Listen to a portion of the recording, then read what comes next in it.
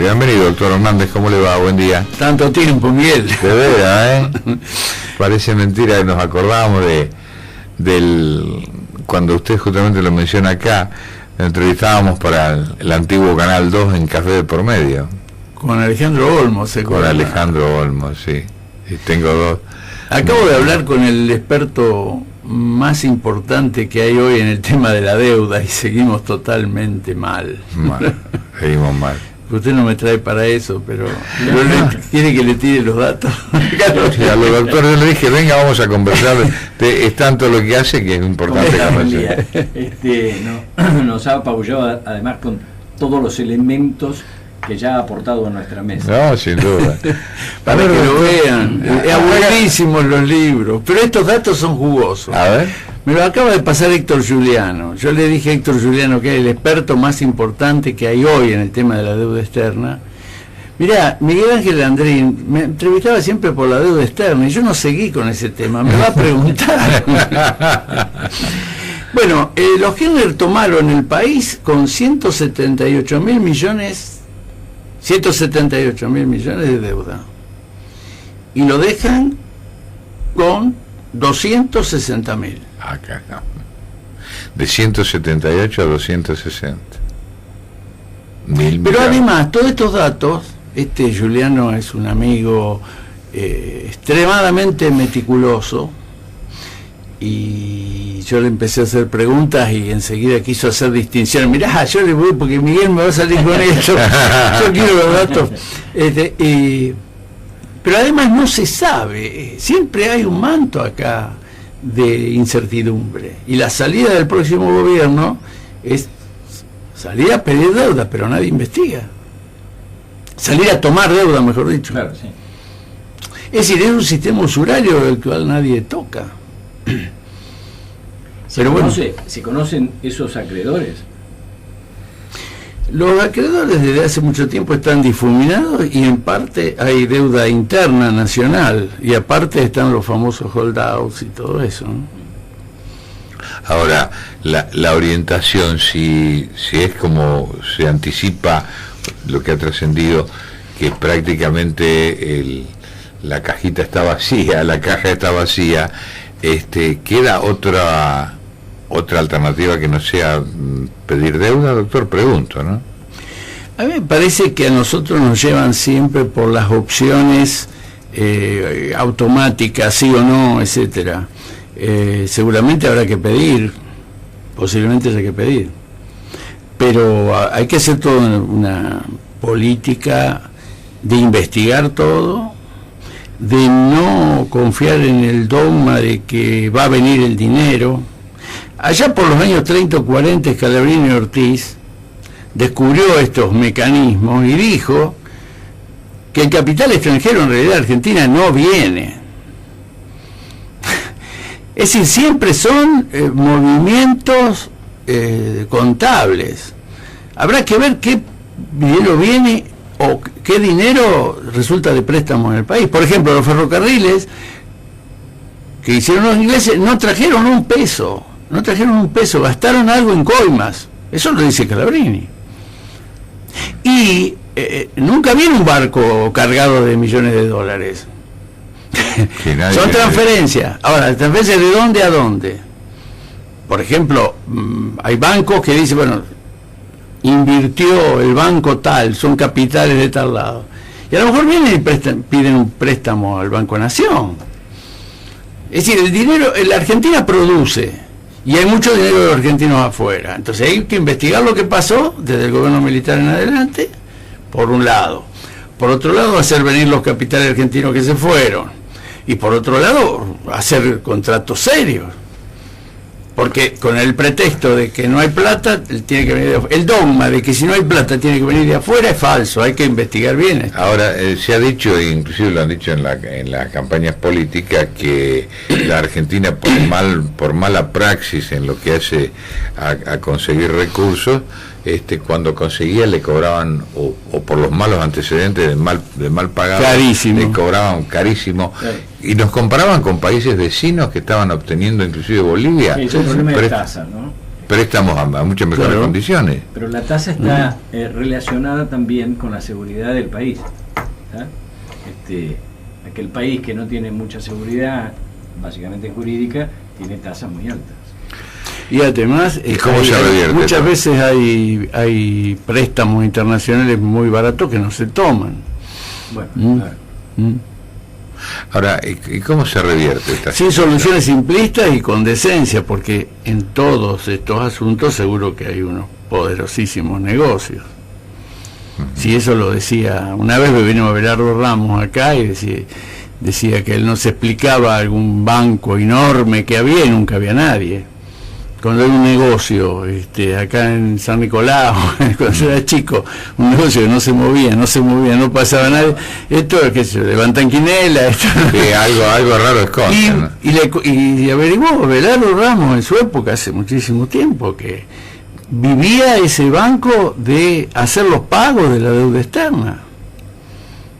Es decir, hay que investigar, no atarse a dogmas, ser decente y defender la soberanía nacional y tomar las soluciones más prudentes. Ahora, todo aquel que venga y le pregunta a usted cuál es la solución y se la da al instante y cortita y fácil, te está mintiendo.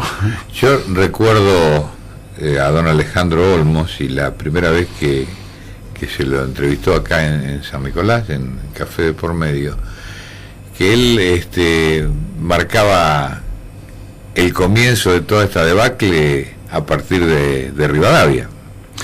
Desde luego, alguna historia viejísima, pero el proceso militar con Martínez de Oz fue en la última etapa, la última etapa la inicia Martínez de Oz, claramente. Y los que han seguido puntualmente la misma política. O sea, acá no hay cambios en la política de fondo. Doctor, dentro del material que usted ha publicado, ¿cuáles de ellos se adecuan más al análisis de la situación actual o van enfocados exclusivamente a la actividad profesional de colegas de ustedes del derecho? Mire, esto del garantismo abolicionista es lo que más actualidad política tiene. Evidentemente ningún abogado le puede convenir comprar esto para ganar un juicio o para perderlo, porque no nos referimos a las situaciones concretas, sino a las líneas generales de la evolución del sistema penal. Ahora, este libro, El garantismo abolicionista, y este otro, que va a ser una síntesis con algunos avances, pero más chiquito, tratan el problema casi más importante que se planteó últimamente en la Argentina, directamente político, que es el tema de la seguridad, de la inseguridad. La inseguridad argentina no se debe a que la policía no tenga recursos que le pueden faltar, no se debe a los excesos policiales que le pueden faltar, no se debe a los sueldos de los jueces, que son muy buenos, no se debe a un montón de cosas. Se debe a que hay una mentalidad que se enseña en la universidad según la cual castigar es malo. Ah, caramba, entonces rompe con aquello de premios y castigos, ¿no? A veces yo cuando hablo de este tema pregunto ¿quiénes son abogados? Y si, bueno, levanta la mano alguno que es abogado. Bueno, ustedes los abogados no van a entender, los demás lo van a entender fácil. No sé si me entienden.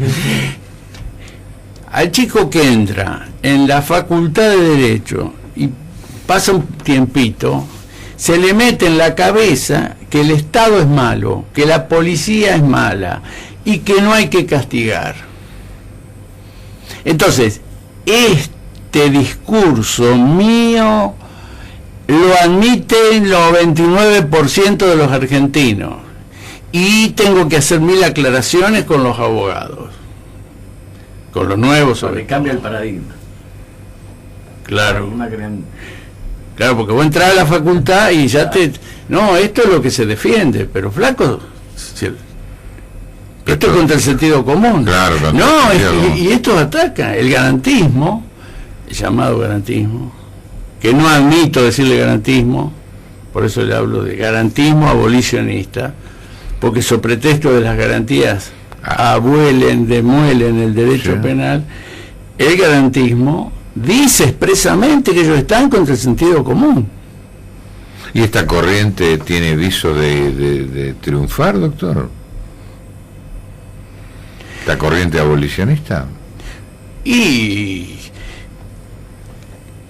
hay dos cosas. Nunca va a triunfar porque va contra el sentido común. Como ustedes van nadando contra la corriente, va contra el sentido común. Pero y en el mientras tanto. Pero en el ambiente intelectual, Zaffaroni ha dictado cátedra y sigue dictando cátedra y todos le rinden homenaje y publica y vende, y usted no puede enseñar en una facultad o ganar un concurso sin citar a Zaffaroni, y Zaffaroni es una muestra nada más de eso, y ahora se fue a la Corte Interamericana de Derechos Humanos. Así que esta es la corriente dominante en los tribunales. Bueno, esto no sé, Ricardo, qué opinás vos, pero hace presumir que el futuro es negro, entonces, totalmente. Y que además se ha difundido, porque si ahora está en la Corte Interamericana. El asunto es así. Mi gran esperanza, que es real, es cierta, es el sentido común de la gente. Entonces, nunca podrán contra esto. De hecho,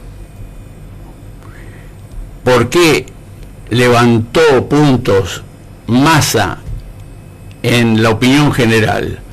Porque alguien lo avivó, él se avivó, se dio cuenta este asunto. Entonces salió con el tema de la inseguridad y tuvo un discurso arrollador. Después, bajó, lo que sea. Pero las manifestaciones multitudinarias de Bloomberg en su momento, el éxito de Massa en un momento que instaló el tema, además de impedir la reelección de Cristina, que hizo que se archivara un proyecto de código penal que había, eso revela que hay una reacción.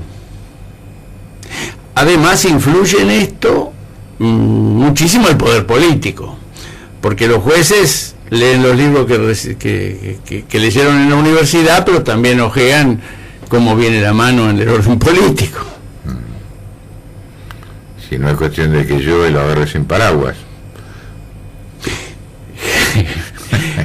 Un fiscal acaba de pedir sobreseimiento de Macri en estos días, pero parece curioso que lo pidan ahora. Bueno. Sí, dilelo, creo que. Dilelo. O sea, el poder judicial acomoda las cargas según la situación política. Entonces, la esperanza está en el sentido común de la gente, y que ese sentido común de la gente sea captado por los gobernantes, pero la solución de fondo tiene que venir de la universidad, porque si se sigue enseñando así, vamos a estar mal, ¿no? ¿Y usted cree que esto se está a tiempo de corregir, o ya la semilla ha germinado en una etapa donde es muy difícil descartarla? No, siempre se está a tiempo, porque es un partido en que uno está en el arco rival al instante, porque es la sobrevivencia del país. En cualquier momento sale la gente y mueve a los gobernantes, ¿no? De modo que siempre se está a tiempo. Te veo que cada vez que ocurre un hecho, perdón Ricardo, un hecho de violencia, fundamentalmente en Buenos Aires, espontáneamente, a veces son grupos pequeños y demás, pero sale la gente a protestar, a pedir justicia, a lo mejor miden con una vara equivocada, porque no conocen todos los entretelones que nos revela él, ¿no es cierto?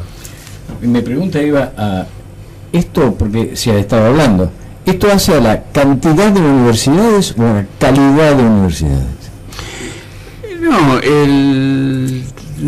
yo diría que habría que distinguir dos problemas distintos, ¿no?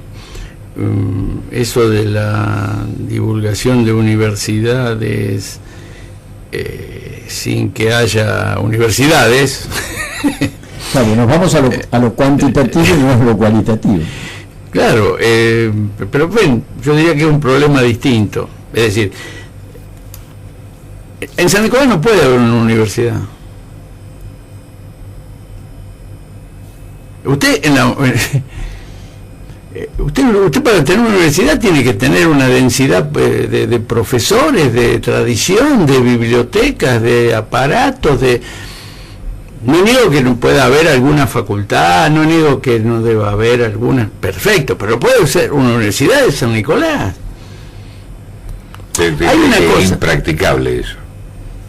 Pero claro, es como establecer en San Nicolás un centro espacial para ir a Marte. Usted le llama, esto es un centro espacial para ir a Marte, pero usted no va a ir a Marte, ni va a llegar a Rojo.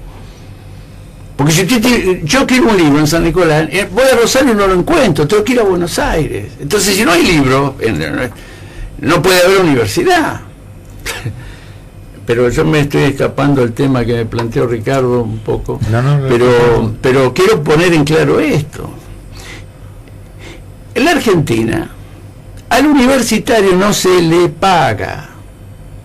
Así como no hay Fuerzas Armadas. Casi no hay universidad, al universitario no se le paga.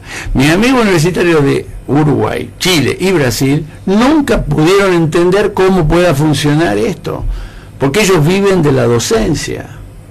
Los sueldos de los docentes en la Argentina son miserables.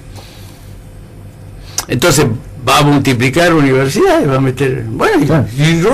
Si vamos con esto, bueno, con esa, ¿por qué no va a tener con eso una universidad? Y bueno, llámenle universidad, pero ya cambiamos las cosas. Ahora, volviendo al tema cualidad, cantidad, universidades, de algún modo nos fuimos de tema. El problema en la inseguridad, que yo digo que se origina en las cabezas, en la universidad, es una cuestión de contenidos, porque se trata de todo un movimiento que viene de afuera, pero aquí después de la derrota de Malvinas, hay un montón de cosas que suceden que en otros países suceden menos. Entonces, se trata de todo un movimiento que considera que no se debe castigar. Pero no se dice abiertamente. A mí me costó muchísimo formular esto claramente, porque se enuncia en un lenguaje endulzado, cambiado y en favor de las garantías. Entonces, se hace de tal manera que el que no está en esa posición es tomado como un nazi. Entonces, claro, sí. Ahora, hay otro elemento que quisiera mencionar, que es muy interesante. El caso de Diana Cohen-Agrest. Diana Cohen-Agrest es una filósofa judía, para nada interesada por estos temas, para nada interesada en el derecho, que un día le mataron a su hijo. Ella escribió el libro Ausencia Perpetua.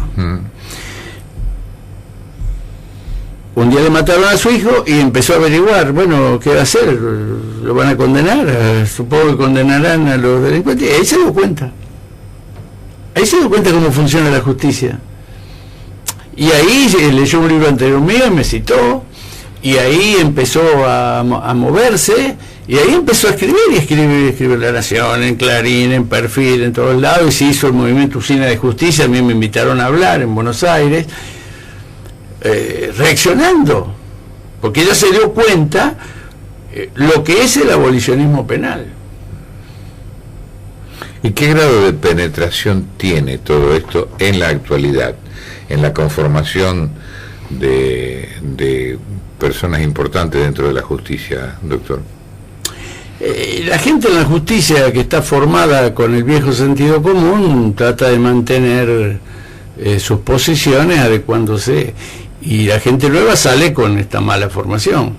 Y si los profesores, la mayoría de los profesores salen con esta orientación, la mayoría está con esto. Por ejemplo, una cosa, que hay una serie de dogmas que se imponen, que los políticos los repiten, no saben de qué se trata. Por ejemplo, este asunto del juicio oral. Está instalado el dogma del juicio oral. No porque el gran avance, creo que Scioli lo dijo, también, no sé si Macri lo habrá dicho, el juicio oral, el juicio oral, el juicio oral no se aplica, es un verso. Es un verso. Entonces, los juicios se hacen larguísimos y se terminan arreglando con medidas sustitutivas. Entonces, el porcentaje de arreglos que hay en la justicia penal donde no debiera haber arreglos es impresionante. Y hace 2 o 3 años yo dije un poco en solfa, en este libro, El garantismo abolicionista, murió el juicio oral en Rosario, un año en que no se hizo ni un juicio oral en Rosario. Se establece el sistema de juicio oral, entonces todo se hace largo y complicado. Pero para completar el juicio oral, porque no dan abasto, porque es complicadísimo, podríamos hablar largo de esto, se establecen medidas sustitutivas. O el juicio abreviado. Entonces al final nadie va preso, salvo los pobres perejiles que no son muy cuidadosos. Ahí está el resumen. Entonces cada vez hay más presos, cada vez hay más trabajo en los tribunales, cada vez se gasta más en tribunales, y están todo el día una justicia penal que no castiga, que ven cómo lo arreglamos. Cuando usted en este libro que está terminando lo titula Derechos Humanos y Concordia Argentina, ¿qué nos está diciendo a partir del título? Bueno, esto es algo en parte muy distinto, en parte que tiene mucho que ver. En parte distinto porque yo trato de mostrar la doctrina, la verdadera doctrina de los derechos humanos.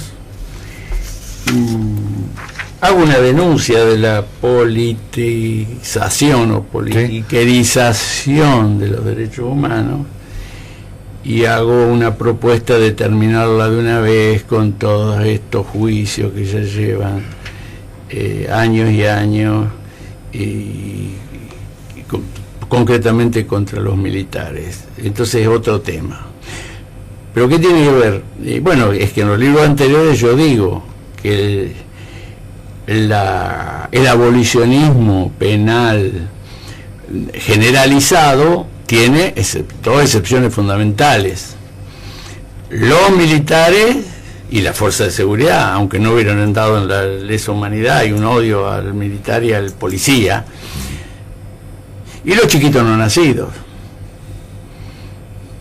Entonces, la excepción al abolicionismo es el manudurismo sin garantías, y es lo que estamos viendo, que es todo un gigantesco escarmiento a la Argentina después de la guerra de Malvinas. Es decir, que eso no se lo puedo demostrar. Un pase de factura después de la guerra.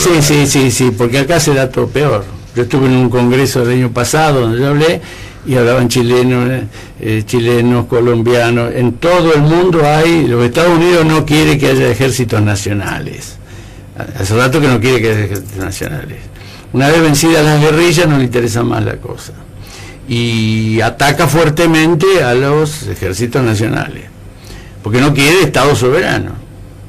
Y entonces tratan de mover con organizaciones financiadas en los Estados Unidos y por el Foreign Office. Berbisky con el CELS están financiados por el Foreign Office. O sea, no es... Es decir, que están vendiendo una imagen que no responde a lo real que están efectuando, ¿no? El asunto es en todos los países sucede esto, pero en la Argentina no hay Fuerzas Armadas.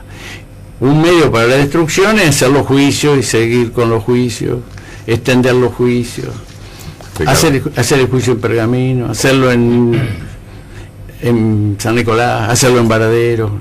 Sí.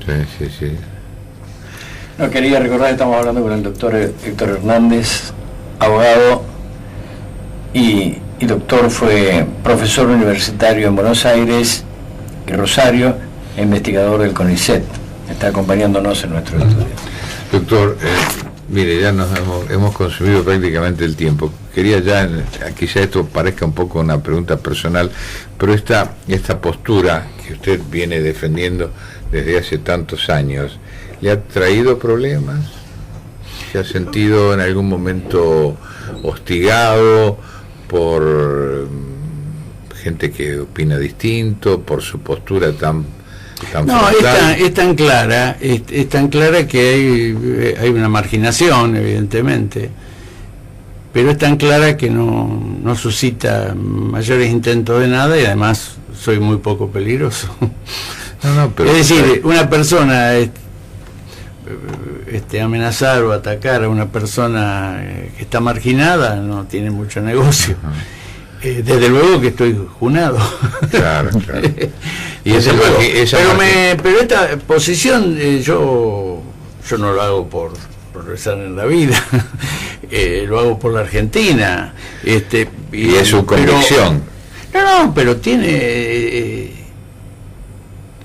mucho éxito cuando uno la expone y uno se entusiasma, en círculos reducidos, por supuesto, en círculos reducidos.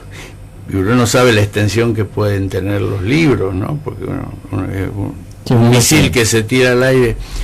Pero no, me parece que la situación es esa. Es una batalla que en cualquier... No sé si ustedes se acuerdan cuando jugábamos al 21, al fútbol o al básquet, que juegan dos equipos que le tiran al mismo arco.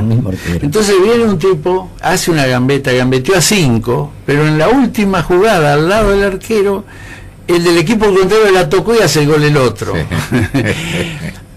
Por supuesto que hay procesos, hay que hacer tradiciones, las políticas se van desarrollando a largo plazo, pero en cualquier momento se puede meter el gol. ¿Quién iba a decir que la filósofa judía nada abogada Diana Cohen Agres iba a salir denunciando a Zaffaroni? ¿Quién iba a decir que Massa iba a tener el éxito que tuvo al principio, después no, o después no tanto, porque ha quedado expectable? ¿Por qué? Porque apuntó al tema de la inseguridad. Entonces, en cualquier momento, gambeteas a 10, el otro gambeteó a 10, pero yo la toco y meto el gol. Vamos todavía. Bien, ¿te queda alguna pregunta? No. Sí, en realidad hemos pasado un montón de minutos con un montón de preguntas. Sí. Pero bien, fue la discusión del doctor. Che, bueno el programa anterior, aprendí muchas cosas. Le gustó lo que preparó Ricardo sobre ceremonial y todo. Lo que pasa es que yo le tenía un poco de animadversión al tema ceremonial cuando uno exalta las cosas accidentales. Las exageraciones, cómo tenés que estar sentado, cómo tenés que agarrar los tenedores, bueno, todo eso. Pero en el fondo hay todo un sentido de una moral de fondo y de respeto. Sí, lo único que intenta es controlar y organizar la ceremonia. Claro, pero aún en esos casos hay toda una moral del respeto que es muy importante. Pero hay aspectos del ceremonial que hacen a la tradición, que hacen al poder, que hacen a la educación. Hacen al país. Tú lo has dicho. Hacen al país. Cuando hablamos del tema de ceremonial de la bandera, mucha gente por ahí trae opiniones del ceremonial de la bandera que ve en televisión, supongamos en Estados Unidos. No, nosotros debemos ser respetuosos de nuestro ceremonial. Claro, por supuesto. Y la bandera nuestra va en tal lugar. En esto de la transmisión del mando y demás, sin entrar, sin volver a ese tema, porque es otro programa, hay también la afirmación de la importancia del poder y de la continuidad del Estado. El Estado argentino permanece. Así que aprendí mucho de Ricardo.